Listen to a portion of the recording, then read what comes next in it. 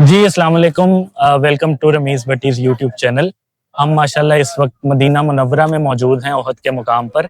अगर आपको कैमरा दिखा सके, ये ओहद के पहाड़ हैं।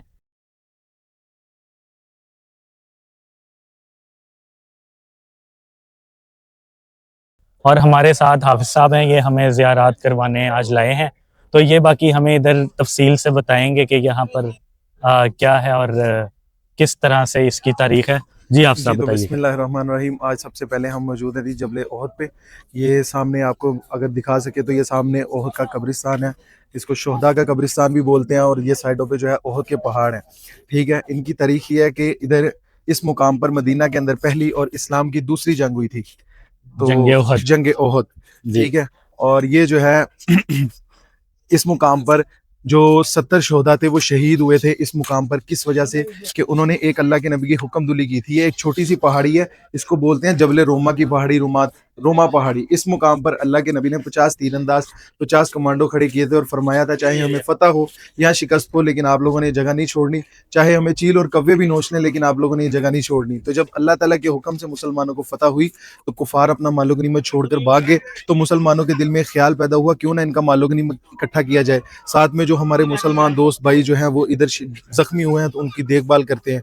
तो जैसे ही वो पहाड़ी को, कुछ सहाबा किराम ने कहा हमें उतरने का हुक्म नहीं है, लेकिन ज्यादातर मोस्टली सहाबा किराम ने उतरने का फैसला किया। जैसे ही वो पहाड़ी को छोड़ के नीचे उतरे तो हजरत खालिद बिन वलीद रजी अल्लाह तआला अन्हा, जो कुफार के बहुत बड़े जर्नैल थे, उन्होंने भी इस्लाम कबूल नहीं किया था। उन्होंने देखा कि मुसलमानों ने ये जगह छोड़ दी। उन्होंने पहाड़ों की ओर लेते हुए उस पहाड़ी पर, वो जो छोटी सी पहाड़ी भाई ने आगे आपको दिखाई है फिर कैमरा मैन ने, दिखाना। उस पहाड़ी को छोड़ के जैसे ही वो नीचे उतरे तो वो पीछे से हजरत खालिद बिन वलीद जो थे उन्होंने उस पहाड़ी पर कब्जा कर लिया और 70 शोहदा को शहीद कर दिया, जिसमें आप सल्लल्लाहु अलैहि वसल्लम के चचा हजरत अमीर हमजा भी शहीद हो गए। और अबू सुफियान की बहन हिंदा ने उनका कलेजा कच्चा निकाल कर नाउज़ुबिल्लाह चबाया और उनकी जो बॉडी थी उसको काफ़ी ज़्यादा मस किया गया।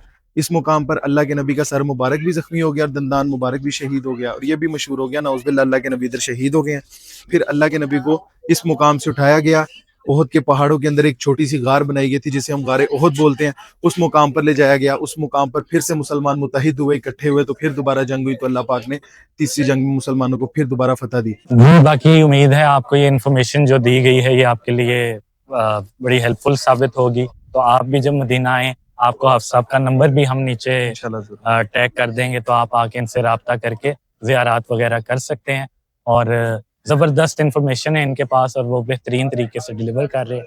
तो बाकी मज़ीद आपको अगले क्लिप में हम दिखाते हैं जब कहीं और जाते हैं। शुक्रिया। अल्लाह।